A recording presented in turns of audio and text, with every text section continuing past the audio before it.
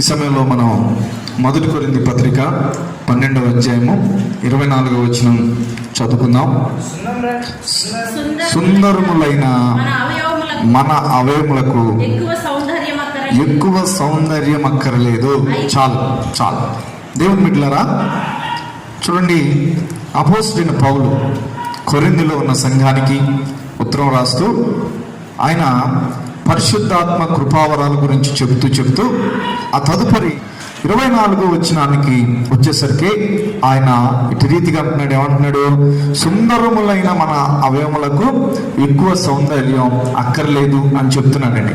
అంటే ప్రాముఖ్యంగా ఈరోజు పరిశుద్ధాత్మ దేవుడు మనతో మాట్లాడాలని ఇష్టపడుతున్న విషయం ఏంటంటే, బాహ్య సౌందర్యానికి ఎక్కువ ప్రాధాన్యత ఇవ్వక అంతరంగ సౌందర్యానికి ఎక్కువ ప్రాధాన్యత ఇవ్వండి అనేది వర్తమానం. దేవుని బిడ్డలారా, చూడండి, ప్రస్తుత ప్రపంచంలో ట్రెండింగ్ ఏంటంటే, అంటే ఎక్కువ నడుస్తుంది ఏంటంటే, బాహ్య ప్రపంచానికి, బాహ్య అలంకరణకి ఎక్కువగా ప్రాధాన్యత ఇస్తారు పిల్లారా. చూడండి, ఎక్కడన్నా బయటికి మనం పెళ్ళిళ్ళకి వెళ్ళినప్పుడు పిల్లరా అప్పులు చేసైనా సరే పెళ్ళిళ్ళు లక్షల్లో ఖర్చు పెట్టి పెళ్ళిళ్ళు చేస్తారనమాట. పాపం తర్వాత అప్పుల పాలు అయిపోయి అవన్నీ తర్వాత సంగతి పిల్లరా. అంటే దేనికి ప్రాధాన్యత ఇస్తున్నారు అంటే, లోపల ఎలా ఉన్నా ఎవరు చూస్తారు కానీ బయటికి మాత్రం బాగుండాలి అనేది బాగా అలవాటు అయిపోతుంది అందరికి కూడా. ఈవెన్ ఆధ్యాత్మిక లోకంలోకి వచ్చినప్పటికీ కూడా చూడండి, ఇప్పుడు ప్రజల కళ్ళు కూడా దేని వైపు చూస్తాయంటే, ఎక్కువ దేవుని బిడ్డలారా ఏదన్నా చర్చి బాగా అలంకరణగా ఉండి నానా హడావిడి చేసే చర్చిలకి ప్రజలు చూడండి పరిగెత్తుతారు. ఎందుకని? అక్కడ ఉందో లేదో తెలియదు, అక్కడ వాక్యం ఉందా లేదా, ఆదరణ ఉందా లేదా, ఇవన్నీ పట్టించుకోవట్ల ప్రజలు చూసేది ఏంటంటే హడావుడి కనపడాలి, అక్కడ ఆ లైట్లు కనబడాలి, అక్కడ అది కనబడాలి, ఇది కనబడాలి పిల్లారా. ఇలాగా ఎక్కడ చూసినా గానీ, బయట ప్రపంచంలో చూసినా, లోకంలో చూసినా, ఈ ఆధ్యాత్మిక జీవితంలో చూసినా, ఎక్కడ చూసినా కానీ ఒక ట్రెండింగ్ నడుస్తుంది. ఏంటా ట్రెండింగ్ అంటే, బాహ్య అలంకరణ. ఎక్కడుంటే అక్కడికి పరిగెడుతున్నారు మనుషులు. అదేవిధంగా వారు కూడా, అంటే మనం కూడా బాహ్య అలంకరణకి అధికంగా ప్రాధాన్యత ఇస్తున్నాం అనమాట.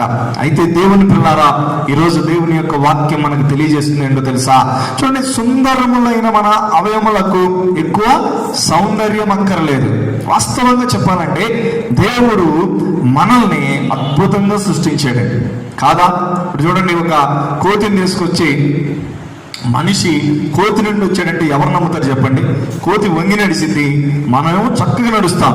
కోతికి మనకి కోతే, మనిషే. కాకపోతే కోతి మనిషిలాగా కొంచెం ముక్కు గీరుకోవటం అవి ఇవి చేస్తాడేమో కానీ కోతి మనిషి కాలేడు, గుర్తుపెట్టుకోండి. అదే రీతిగా ఒక ఏనుగుని తీసుకొచ్చి పెట్టి, ఏనుగు సౌందర్యంగా ఉంటుందా, మనం సౌందర్యంగా ఉంటుందా చెప్పండి? ఏనుగు ఒక తొండం వేసుకొని ఏనుగు ఏం సౌందర్యంగా ఉంటుంది అంటే, నేను ఎందుకు ఈ మాటలు చెప్తున్నానంటే, దేవుని పిల్లలారా, ఏనుగే, కోతే, చింపాంజే, ఎవ్వరు కూడా మనిషికి సాటి అయిన వారు ఈ ప్రపంచంలో లేరు. దేవునికి స్తోత్రం కలుగును గాక. కాబట్టి మనిషిని దేవుడు అద్భుతంగా సృష్టించాడు. అందుకని ఏమంటున్నాడు తెలుసా?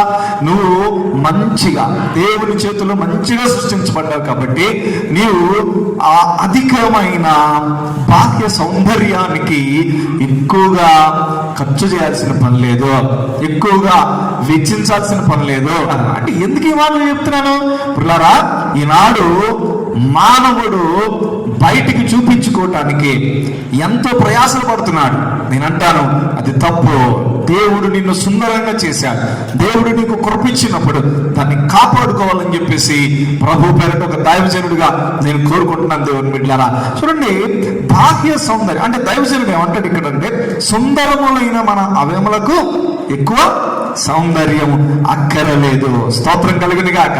నువ్వు దేవుని యొక్క స్వరూపములో సృష్టించబడ్డావు. దేవుని బిడ్డ, దేవుడు నీలాగుంటాడు, నీవు దేవునిలాగుంటావు.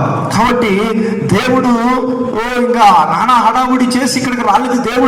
దేవుడు ఎలాగున్నాడో అలాగ దిగొచ్చాడు. హల్లెలూయా. అందుకని మనం కూడా ప్రభు పోలికలో బ్రతుకుతూ, దేవునిలాగా బ్రతుకుతూ ఉన్నప్పుడు దేవుడు మనల్ని దీవిస్తాడు. గుర్తుపెట్టుకోండి. చూడండి, మనం బైబిల్లో గమనించినప్పుడు ఎందుకు అవుట్ సైడ్ అపీరెన్స్ ఉండొద్దు, అంటే బాహ్య సౌందర్యానికి అధిక ప్రాధాన్యత ఇవ్వద్దు అంటున్నాడు. చూడండి యెషయా గ్రంథం 3వ అధ్యాయం 15వ వచనం చదవండి.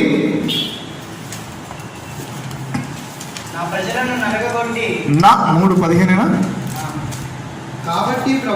కాబట్టి ప్రభు సియోను కుమార్తెల నడినెత్తి బోడి చేస్తాడంట. యెహోవా వారి మానమును బయలుపరుచును. చాలు, ఇక్కడ మనందరికీ తెలుసు. అంటే నేను ఏం మాట్లాడుతున్నాను అంటే, బహిరంగ బాహ్య సౌందర్యాన్ని మనం కొని తెచ్చుకోవద్దు. ఎందుకో తెలుసా? ఎందుకంటే దేవుడు ఏమంటున్నాడంటే ఇక్కడ, ఇదిగో సియోను కుమార్తెల నడినెత్తిని బోడి చేస్తాను అంటున్నాడు. నడినెత్తిని బోడి చేయటం ఏంటి అంటే, పిల్లరా వాళ్ళు ఈ నెత్తి చూసుకొని, ఈ జుట్టు చూసుకొని, ఈ అది ఇది చూసుకొని ఏం చేశాడు తెలుసా? అసలు దేవుణ్ణి మర్చిపోయారు. ఇశ్రాయేల్ ప్రజల గురించి చెప్పబడుతున్న మాట ఇది. చూసారా? ఇక అదే అన్నమాట. దాన్ని చూసుకొని, ఆ నడినెత్తి చూసుకొని, లేకపోతే ఆ వాటిని చూసుకొని, వీటిని చూసుకొని దేవుణ్ణి మర్చిపోతున్నారు. అందుకనే నేను అంటాను, ఇక్కడ కింద మొత్తం రాయబడి ఉన్నది, ఆ దినమున దేవుడు వారి పాదముల యొక్క భూషణాలను, సూర్య బింబాలను, చంద్రవంకలు అబ్బో చాలా పెట్టుకున్నారు వీళ్ళు, కర్ణ భూషణాలు, కడియాలు, నాణ్యమైన ముసుగులు, కొల్లాయిలు, కాళ్ళ గొలుసులు, వడ్డానాలు, పరిమళతో వైపు భరణులు, రక్షరేకులు, ఉంగరాలు, ముక్కు కమ్ములు, నాయనో ఉత్సవ వస్త్రములు, ఉత్తరీయములు, పైటలను, సంచులను, చేతి అద్దాలు. ఈనాడే బ్యాగుల్లో అద్దాలు పెట్టుకుంటారేమో అనుకున్నాం. ఈనాడే కాదు ఇది, ఈ ట్రెండింగ్ ఎప్పుడు ఉంటుంది? ఇశ్రాయేలు ప్రజల్లో కూడా బ్యాగుల్లో అద్దాలు పెట్టారు. అర్థమవుతుందా? ఆ చేతి అద్దాలంట, సన్నపు నారతో చేసిన ముసుగులను, తాగాలను, సేవలను దేవుడు ఏం చేస్తాడంట? తీసివేయును. 24వ వచనంలో, అప్పుడు పరిమళ ద్రవ్యములకు ప్రతిగా మురుగుడు, నడికట్టుకు ప్రతిగా తాడు, అల్లిన జడకు ప్రతిగా బోడితల, ప్రశస్తమైన వస్త్రాలకు ప్రతిగా గోనెపట్ట. అబ్బా, చదవాల్సిన అవసరం లేదండి, మనకు అర్థమైపోతుంది. మీరు ఇంటి దగ్గర చదువుకోండి. పిల్లరా, ఎందుకని దేవునికి కోపం వచ్చింది? ఎందుకని బాహ్య సౌందర్యాన్ని దేవుడు ఇష్టపడలేదు అంటే, బాగా అర్థం చేసుకోండి. ఇది నేను చెప్తున్న మాట కాదు పిల్లరా. ఎవరైతే బాహ్య సౌందర్యానికి అధిక ప్రాధాన్యత ఇస్తారో వారు దేవుణ్ణి మర్చిపోయే అవకాశాలు ఎక్కువగా ఉన్నాయి. వాస్తవం. బాహ్య ప్రపంచాన్ని, బాహ్య అలంకరణని, బాహ్య దానికి అధిక ప్రాధాన్యత ఇచ్చినప్పుడు ఆటోమేటిక్గా మన దృష్టి దేని మీదకి వెళ్ళిపోయిందో తెలుసా? మన దృష్టి దేవుని మీద కాకుండా ఆ పై వస్త్రాల మీదకి, ఆ పై అబ్డబుల మీదకి, జిగేలు వాటి మీదకి మానవుని యొక్క నేత్రం అటు వెళ్ళిపోతూ ఉంటారు. దేవుడు కూడా అంటున్నాడు, ఇదిగో పిల్లలారా, మీరు అంతరంగంలో సౌందర్యం కలిగి ఉండండి, బాహ్య సౌందర్యానికి అధిక ప్రాధాన్యత ఇవ్వద్దు అని ప్రభువు చెప్తూ ఉండగా, మనందరం కూడా దేవుని పిల్లల అంతరంగ స్వభావానికి, అంతరంగ ఆ సౌందర్యానికి మనం అధిక ప్రాధాన్యత ఇవ్వాలి. లేదంటే ఇశ్రాయేలు ప్రజలు దేవుణ్ణి మర్చిపోయినట్లుగా మనం మర్చిపోయే అవకాశం ఉంది, గుర్తుపెట్టుకోండి. అందుకనే మనం ఏం చేయాలంటే, అంతరంగ సౌందర్యానికి అధిక ప్రాధాన్యత ఇచ్చిన బిడ్డలుగా మనం బ్రతకాలి. చూడండి, లూకా సువార్త 11వ అధ్యాయం 39వ వచనం చదవండి. అందుకు ప్రభు ఇట్లనెను, పరిచయులైన మీరు గిన్నెయు పళ్ళెమును, చూసారా, వెలుపల శుద్ధి వెలుపలంటే బయట శుద్ధి చేస్తారు కానీ మీ అంతరంగము తోపుతోను చెడుతనముతోను నిండి ఉన్నది.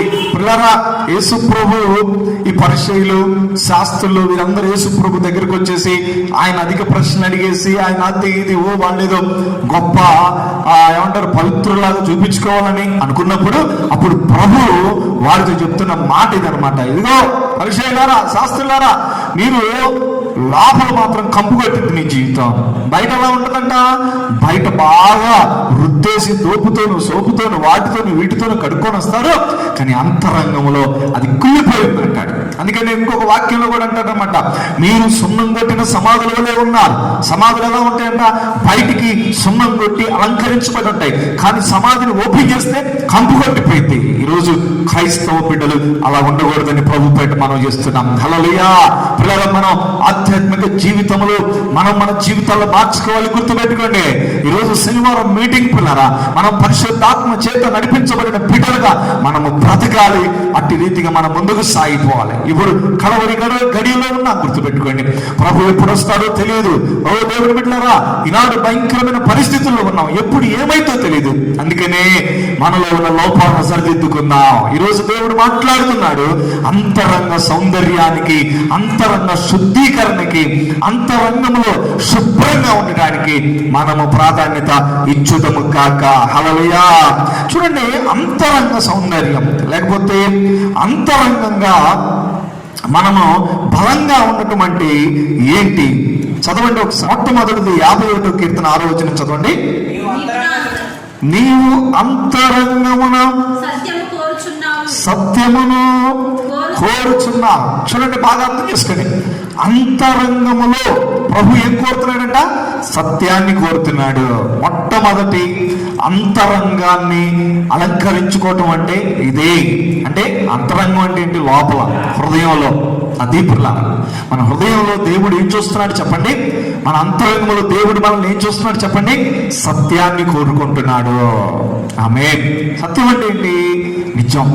లోపల దేవుని బిడ్డలారా సత్యముగా బ్రతకాలి, నిజముగా బ్రతకాలి, అబద్ధమానే తత్వం లేకుండా మనము బ్రతకాలని చెప్పేసి ప్రభు కోరుకుంటున్నాడండి. ఇదొక అంతరంగ అలంకరణ పిల్లారా. సమయం లేదు, చాలా ఉన్నాయి కాబట్టి నేను చెప్పుకుంటూ పోతాను. దయచేసి మీరు రాసుకోండి దేవుని బిడ్డలారా. మొట్టమొదటి అలంకరణ ఏంటంట? సత్యం అనే అలంకరణతో మీ అంతరంగాన్ని అలంకరించుకోండి. నెంబర్ 2 చదవండి. ఇప్పుడు 51వ కీర్తన 10వ వచనం చదవండి. దేవా నా యందు శుద్ధ హృదయము కలుగు చేయము. ఇదిగో 2, నా అంతరంగములో స్థిరమైన మనస్సును నూతనంగా పుట్టించు. రెండోది, అంతరంగంలో అలంకరించుకోవటం దేంతో తెలుసా? స్థిరమైన మనస్సుతో అలంకరించుకోవాలి. అంటే ఏంటి?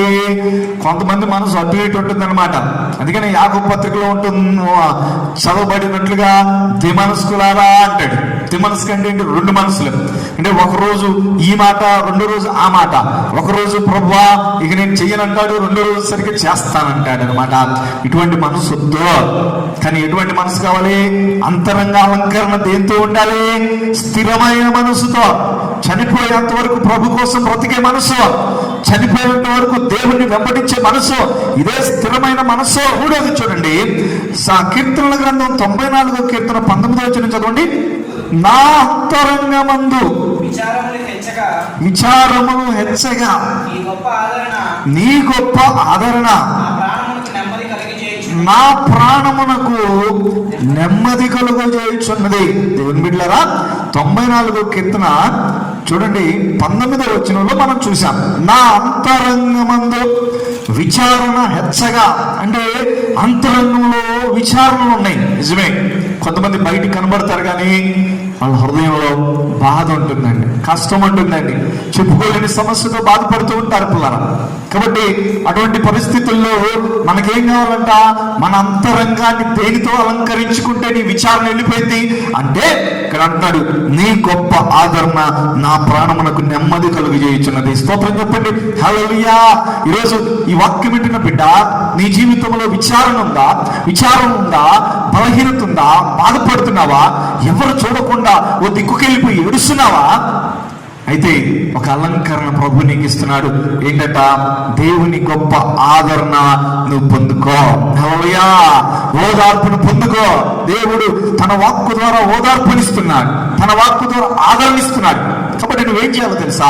నీవు ప్రభు సన్నిధిలోకి వెళ్ళి, ప్రభువా నన్ను ఓదార్స్తున్నందుకు నీకు స్తోత్రం అని చెప్పేసి ప్రభువుని ఆశ్రయిస్తే తప్పకుండా దేవుడు నిన్ను ఓదార్చబోతున్నాడు. స్తోత్రం కలుగును గాక. చూసారా, ఇటువంటిది ఉండాలి. కానీ ఇక విచారాలు వచ్చినప్పుడు ఆందోళన పడుకుంటూ అయ్యో అయ్యో అయ్యో అని చెప్పేసి అటు ఇటు తిరుగుతూ ఉంటే నువ్వు బ్రతకలే.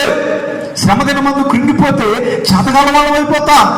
కానీ నీలో అలంకరణ ఉండాలి. ఏం అలంకరణ? ఆ దేవుని ఆదరణ అనే అలంకరణ నీలో ఉన్నప్పుడు బయటికి వచ్చే, బయట నుండి వచ్చే విచారణలు ఏమి కూడా నిన్నేమి చేయలేవు. దేవునికి స్తోత్రం కలుగును గాక. 4వది 103వ కీర్తన 1వ వచనం చదవండి. నా ప్రాణమా యెహోవాను సన్నుతించుము, నా అంతరంగమునున్న సమస్తమా. చూడండి, నా అంతరంగమునున్న సమస్తమా ఆయన పరిశుద్ధ నామాన్ని సన్నతించాలి. వింటున్నారా? మన అంతరంగంలో ఏం ఉండాలంట? ప్రభుని స్తుతించే మనసు మనకు ఉండాలి. ప్రభుని కొనియాడే మనసు మనకు ఉండాలి. పిల్లల దైవజనుడు అంటున్నాడు, నా ప్రాణమా యెహోవాను స్తుతించుము, నా అంతరంగంలో ఉన్న సమస్తమా. అంటే ఏదైనా కానీ పిల్లల హృదయంలో ఏదైతే ఉంటుందో అవన్నీ కూడా ప్రభుకి ఏం చెప్పాలంట? స్తుతులు చెల్లించాలి. చూసారా, బాహ్య సౌందర్యం ఉన్నప్పుడు స్తుతులు చెల్లించలేదు. ఎందుకో తెలుసా? దానికి వెళ్ళిపోతుంటది మనసు. మంచిగా దేవుని బిడ్డలారా అలంకరించుకొని చర్చికొచ్చి కూర్చుంటే దేనికి వెళ్ళి చూసుకుంటూ ఉంటా? నాకు వెళ్ళి చూస్తున్నారా లేదా, లేకపోతే నన్ను ఎవరైనా గమనిస్తున్నారా లేదా, లేకపోతే ఇది పాడైతేమో అది ఇదని చెప్పేసి చేసుకుంటూ ఉంటాం. కానీ అంతరంగంలో స్థుతులు పెట్టుకొని అలంకరించుకొని చర్చికి వస్తే ఆ వ్యక్తి కళ్ళు తెరవడు, ప్రభుని స్థుతిస్తూ ఉంటాడు, పాటలు పాడేటప్పుడు ప్రభుని మయంపరుస్తూ ఉంటాడు. అందుకని నీ హృదయంలో ఏ అలంకరణ ఉండాలో తెలుసా? నువ్వు దేవుని స్తుతించే అలంకరణ నీ హృదయంలో ఉంటుంది కాక. అప్పుడు దేవుని స్తుతించే అలంకరణ నీ హృదయంలో ఉందనుకోండి, నువ్వు వంట చేస్తున్నప్పుడు స్తుతిస్తావు, రోడ్డు పోతున్నప్పుడు స్తుతిస్తావు, నువ్వు కారు నడుపుతున్నప్పుడు స్తుతిస్తావు. నువ్వు ఎక్కడున్నా నీ నోటిలో నుండి ఏమి బయటకు వస్తాయో తెలుసా? స్తుతులు బయటకు వస్తాయి. స్తోత్రం చెప్పండి, హల్లెలూయా. స్తోత్రాలు బయటకు వస్తాయి. అప్పుడు దేవుడిని దీవిస్తా. కాబట్టి ఇది 4. 5 చూడండి త్వరగా. సామెతల గ్రంథం 10వ అధ్యాయం 18వ వచనం చదవండి. అంతరంగమున పగ ఉంచుకొని వాడు అబద్ధికుడు, కొండెము ప్రచారము చేయువాడు బుద్ధిహీనుడు. అంటే అంతరంగంలో దేనితో నింపబడాలంటే పిల్లరా ఏమంటారు? పగలు, కొండాలు ఇటువంటి ఉండకూడదండి. దానికి బదులుగా ఏముండాలి చెప్పండి? ప్రేమతో నింపబడి ఉండాలి నీ అంతరంగం. దేవునికి స్తోత్రం. అంతరంగ అలంకరణ, అంతరంగ స్వభావం ఇదే దేవుని బిడ్డలారా. ఈ అలంకరణ అంటే ప్రేమతో ప్రతి క్రైస్తవుడు ఒక నీడలో ఒకడు మిక్కుటమైన ప్రేమతో వ్యవహరించాలంటే మనం అధికంగా యేసుప్రభువు అన్నాడు, నీ శత్రువుని కూడా ప్రేమించాడండి. నిజంగా ఆయన చూపిన మాట అద్భుతం దేవుని బిడ్డలారా. మనందరము కూడా ఎటువంటి వ్యతిరేకమైనవి కానీ ఏదన్నా పొరపాటున నీ సహోదరుడు నీకు వ్యతిరేకంగా ఏదైనా మాట్లాడినా, ఏదైనా పని చేసినా నీ బాధ్యత ఏంటో తెలుసా? దేవునికి అప్పు చెప్పండి. అందుకని రోమాపత్రికలో ఉంది, ఇదిగో పగ దించుకున్నట్టు నా పని అంటాడు ప్రభు. పగ దించుకోవటం మన పని కాదు. ఒకడికి ఒకటి చెప్పటం, ఒకడికి ఒకటి చేయటం క్రైస్తవుల లక్షణం కాదు. గుర్తుపెట్టుకోండి, ఏదున్నా సరే నీ సోదరుడు నీకు వ్యతిరేకంగా ప్రవర్తించాడన్నా, నీ సోదరి నీకు వ్యతిరేకంగా ఏదైనా చేస్తాడన్నా, నీ పని ఏంటో తెలుసా? అంతరంగ అలంకరణ ఏంటో తెలుసా? నీవు మాత్రం ప్రేమ చూపించి దేవునికి అప్పచెప్పాలి. శిక్షించే పని దేవునిది, ఏదైనా చూసుకునే పని దేవునిది. ఇది అంతరంగ అలంకరణలో ఉండవలసింది దేవుని బిడ్డలారా. ఇంకా మనం ముందుకెళ్తే ఎఫెస్సీ పత్రిక 3వ అధ్యాయం 15వ వచనం చూడండి. 6వదిగా ఎఫెస్సీ పత్రిక 3వ అధ్యాయం 15వ వచనం. మీరు అంతరంగ పురుషుని యందు శక్తి కలిగి. చక్కని మాట అండి. ఇప్పుడు ఇప్పటిదాకా పాత నిబంధనలో చదివామండి. ఇప్పుడు క్రొత్త నిబంధనలోకి వచ్చిన తర్వాత ఒక క్రొత్త విషయాన్ని చెప్తున్నాడు. ఏంటంట? అంతరంగంలో ఏముండాలంట? శక్తిని కలిగి ఉండాలంట. స్తోత్రం. కిందకి చదివితే ఏమంటున్నాడు తెలుసా? ఆత్మశక్తి కలిగి ఉండాలి. అంతేగా అనేది శక్తి కలిగి ఆయన ఆత్మ వలన బలపరచబడాలి. స్తోత్ర. దేవుని బిడ్డలారా, అంతరంగంలో ఏముండాలి చెప్పండి? శక్తి ఉండాలి మనకి. చూడండి, కొంతమంది సన్నగా కనబడతారు, బలహీనంగా కనబడతారు బయట. పిల్లరా, వారు దేవుని సన్నిధిలో బలమైన వారిగా ఉంటారండి. కారణం ఏంటి? వారి అంతరంగం బలముతో ఉంది, శక్తితో ఉంది. దేవునికి స్తోత్రం. కొంతమంది బాగా లావుగా హైట్గా భయంకరంగా కనబడతారు, కానీ అంతరంగంలో వారు 0% ఆత్మని కలిగి ఉంటారు పిల్లరా. కాబట్టి అటువంటి ప్రవర్తన కాదు, కానీ మనకు కావాల్సింది ఏంటంట? అంతరంగ అలంకరణ స్వభావం ఏంటంటే పిల్లరా, మనం దేవుని శక్తితో నింపబడి ఉండటమే. అందుకని ఎఫెసీ పత్రికలో ఉంది, మీరు మద్యముతో మత్తులై ఉండకూడదు, కానీ దానిలో దుర్వ్యాపారం కలదు, అయితే ఆత్మ పూర్ణులై ఉండండి. ఎందుకని? ఈ ఆత్మ మీకు శక్తినిచ్చింది. ఈ శక్తితో మీరు సాతాను జయించగలుగుతారు. ఈ శక్తితో మీరు ఈ లోక యాత్రలో విజయవంతంగా నడవగలుగుతారు. ఇదే ప్రభు కోరుకుంటుంది దేవుని బిడ్డలారా. ఇంకొకటి కూడా చూడండి, మొదటి పేతురు పత్రిక చివరిగా అంటే 7వదిగా మొదటి పేతురు పత్రిక 3వ అధ్యాయం 4వ వచనం చదవండి. సాధువైనట్టు మృదువైనట్టునైనా, చూడండి, గుణమను అక్షయాలంకారము గల మీ హృదయపు అంతరంగ స్వభావము. వింటున్నారా? పేతురు గారు ఏమంటున్నాడు పిల్లరా? అంతరంగ స్వభావం ఎలా ఉండాలంటే సాధువుగా, మృదువుగా అనే అక్షయ అలంకారము గల మీ హృదయపు అంతరంగ స్వభావము మీకు అలంకరణగా ఉండాలి. అంతేగాని పైన కొన్ని చెప్తాడు, అవి ఉండకూడదంట. మళ్ళీ చెప్తున్నాను పిల్లరా, సాధువుగా, మృదువుగా, మంచి ఇటువంటి అలంకరణ అక్షయమైనదంట. అంటే ఎప్పటికీ పోదండి. సాధువుగా ఒక వ్యక్తి, ఒక క్రైస్తవుడు సాధువుగా బ్రతకాలి. ఒక క్రైస్తవుడు దేవుని బిడ్డలారా అన్యుల్లాగా మనము గర్విష్ఠుల్లాగా మనము బ్రతకూడదు. ఇది దేవుడు కోరుకోవట్లేదు దేవుని బిడ్డలారా. కానీ సాధువుగా ఉండాలి, మన మాట సాధువుగా ఉండాలి, మన తత్వము సాధువుగా ఉండాలి పిల్లరా. అయితే దీనికి ఆపోజిట్ గా ఉన్నాయంట. ఏంటంటే చూడండి, పైన మనం గమనించినప్పుడు 3వ వచనం చదవండి. జడలు అల్లుకొనుటయు, బంగారు నగలు పెట్టుకొనుటయు, వస్త్రములు ధరించుకొనుటేనను. అయితే వెలుపటి అలంకారము మీకు అలంకారంగా ఉండొద్దు. చూసారా? అలా ఉండొద్దు. అలా ఉంటే మీ భర్తలు మీరు రాబట్టుకోలేరు. అంతే కదా మొదటి వచనంలో అటువలే స్త్రీలారా మీరు స్వపురుషుడు లోబడి ఉండడి, అందువలన వారిలో ఎవరైనా వాక్యమునకు అవిధేయులైతే వారు భయంతో కూడిన మీ ప్రవర్తన చూసి వాక్యము లేకుండా తమ భార్య నడవడం వలన రాబట్టవచ్చును. అందుకని మీరు ఏం చేయాలి? మీ ప్రవర్తన ఎలా ఉండాలంట? బంగారం జడలు అల్లుకొని ఉండటం, బంగారు నగలు పెట్టుకోవటం, వస్త్రాలు ధరించుకోవటం, అంటే విలువగల వస్త్రాలు అన్నమాట ధరించుకొని దాని మీదనే కడుపుతూ ఉంటే మీ భర్తలు రాబట్టుకోలేదు, మీ కుటుంబాలను కట్టుకోలేదు. కానీ అటువంటిది కాకుండా ఏం చేయాలంట? మృదువుగా బ్రతకండి. ఇది ప్రాముఖ్యంగా స్త్రీలకు చెప్తున్నాడు, గుర్తుపెట్టుకోండి. మృదువుగా బ్రతకండి దేవుని బిడ్డలారా. ఇది దేవుడు చెప్తున్న అలంకరణ. స్తోత్రం, హల్లెలూయా. ఎన్ని చెప్పాను? మొత్తం 7 పిల్లలు. మళ్ళా ఒకసారి అక్కడికి వద్దాం. ఏమంటాడు అపోస్తలుడైన పౌలు? ఏమంటాడు? మొదటి కొరింథీ పత్రిక 12వ అధ్యాయం 24వ వచనం. సుందరములైన మన అవయములకు ఎక్కువ సౌందర్యం అక్కర్లేదు. నిజంగా మనందరం కూడా మనల్ని దేవుడు సౌందర్యంగా సృష్టించాడు. కానీ మనం ఎక్కువ దేని మీద కాన్సన్ట్రేషన్ చేద్దామో తెలుసా? అంతరంగ అలంకరణ మీద కాన్సన్ట్రేషన్ చేద్దాం. చివరికి ఒక మాట ఇందులోనే పౌలు గారు అంటాడు. ఏమంటాడు? 2వ కొరింథీ పత్రిక 4వ అధ్యాయము 16వ వచనం. కావున మేము అధైర్యపడం, ఇది మన బాహ్య పురుషుడు, అంటే బాహ్య కనబడేది ఎప్పటికైనా సరే కృషించిపోయేది, గుర్తుపెట్టుకోండి. కానీ అంతర్య పురుషుడు దినదినము నూతన పరచబడుతున్నాడు.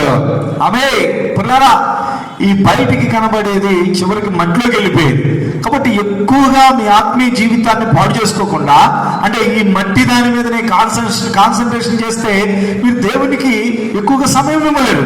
కాబట్టి ఈ మట్టి దాని మీద కాన్సన్ట్రేషన్ తగ్గించుకొని పిల్లరా, రేపు చనిపోయిన తర్వాత పరలోకంలో ఉండబోయేది ఏంటో తెలుసా? లోపల ఉన్న అంతరంగ పురుషుడు, మీ ఆత్మీయ జీవితం, దీని మీద ఎక్కువ కాన్సన్ట్రేషన్ చేయండి.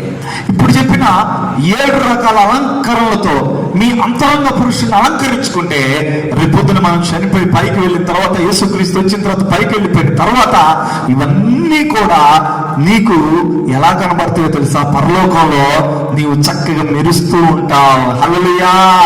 దేనితో మెరుస్తూ ఉంటావు? పరలోకంలో స్థిరమైన మనసుతో మెరుస్తావు, సత్యముతో మెరుస్తావు, దేవుని ఆదరణతో మెరుస్తావు, స్తుతులతో మెరుస్తావు, ప్రేమతో మెరుస్తావు. దేవుని బిడ్డలారా, దేవుని శక్తితో మెరుస్తావు, సాధు అనే గుణంతో మెరుస్తావు.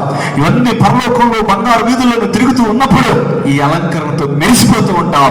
ఇక నీకంటే అందంగా ఎవరు ఉండరు. దేవునికి స్తోత్రం కలుగును గాక. కాబట్టి ఈ శనివారం కూడిక రోజున, ఫాస్టింగ్ ప్రేయర్ రోజున మనం అట్టి అలంకరణతో అలంకరించబడి దేవునికి అత్యంత దగ్గరగా బతుకుతాం. దేవుడు అటువంటి కృప మీ అందరికీ దయచేయను గాక.